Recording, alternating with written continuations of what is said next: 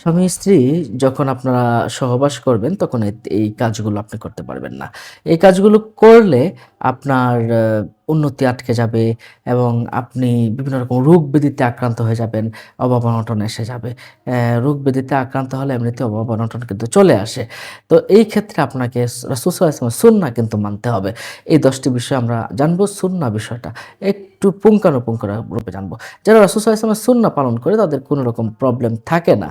বিষয়টা বুঝতে পারছেন। আর ১ নাম্বার হচ্ছে আপনি যখন স্ত্রী সহবাস করবেন তখন কোন রকম উলঙ্গ, পুরোপুরি উলঙ্গ হয়ে যাবেন না।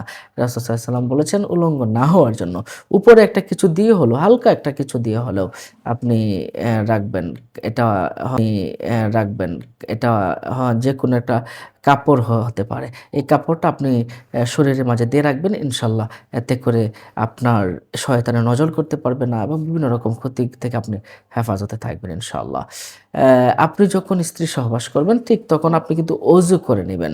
যদি অজু করে নিতে পারেন তাহলে আপনি পরিপূর্ণ তৃপ্তি পাবেন এবং আপনার শরীরটা পবিত্র থাকবে এবং আপনার মন মানসিকতা অনেক উৎফুল্ল থাকবে। এজন্য সুন্নাহ পদ্ধতি হচ্ছে স্ত্রী সহবাসের আগে অজু করে নেওয়া।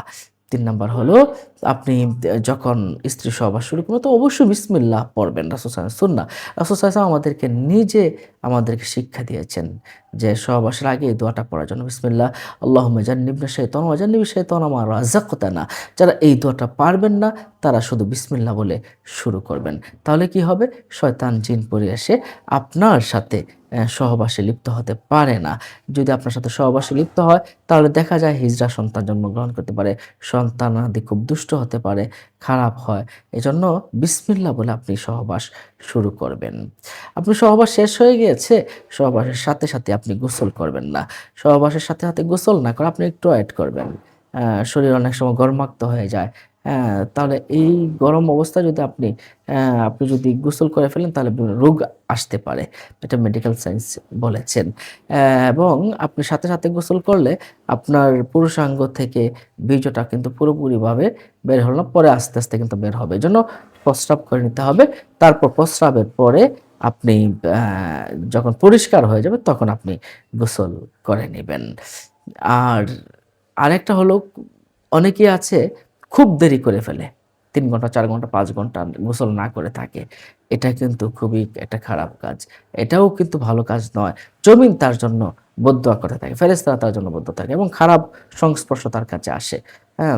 ফেরেশতারা তার কাছ থেকে দূরে সরে যায় এবং জিন-পরীরা তার কাছে, কাছে চলে আসে। এজন্য দেরি করা যাবে না গোসল করতে। অনর্থক কোনো অবস্থাতেই গোসলে দেরি করা যাবে না। এটা উচিত নয়। অ্যা এরপরে আপনি স্ত্রী সহবাসের পরপরই আপনি কোরআন থেকে তেলাওয়াত করতে পারবেন না।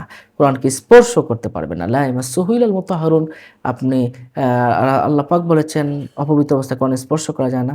আপনি কোরআন তেলাওয়াতও করতে পারবেন না। যত দ্রুত সম্ভব আপনি অ্যা ত পবিত্র হয়ে আপনি কোরআন তেলাওয়াত করবেন। এরপরে আপনি মসজিদে যেতে পারবেন না। অপবিত্র অবস্থায়, নাজাসাত অবস্থায় আপনি মসজিদে যেতে পারবেন না শুরু করে। এর মাঝে সে অজুও করে না বা এটা পরিষ্কারও করে না। যদি আপনি অপবিত্র অবস্থা অর্থাৎ আপনার লজ্জা স্থানে আপনার বীর্য লেগে আছে, এই অবস্থায় আবারও আপনি সহবাস করলেন তাহলে আপনার সন্তান পাগল হতে পারে। সন্তান পাগল হয়ে যেতে পারে। মেডিকেল সায়েন্স ওটা স্বীকার করেছে, হাদিস শরীফে রয়েছে। সন্তান পাগল হয়ে যেতে পারে বা এই সন্তানটা অটিজম হতে পারে। তো এইজন্য পুনরায় সহবাস করার আগে আপনাকে হয়তোবা একটু হাত মুখ ধুয়ে নিতে হবে অথবা এই জায়গাটা পরিষ্কার করে নিতে হবে অথবা অজু করে নিতে হবে। তাহলে আমরা এই বিষয়গুলো কিন্তু জানলাম।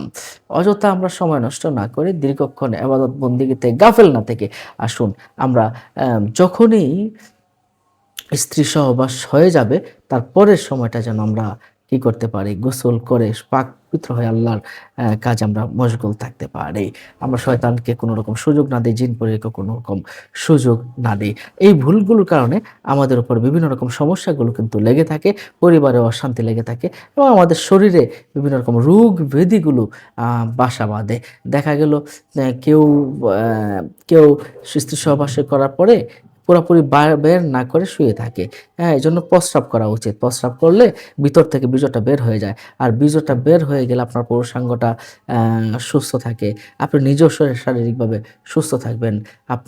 আপনার উন্নতি হবে, ভালো হবে। আর সুন্নত মানলে সার্বিকভাবে সব দিক থেকে উন্নতি হয়।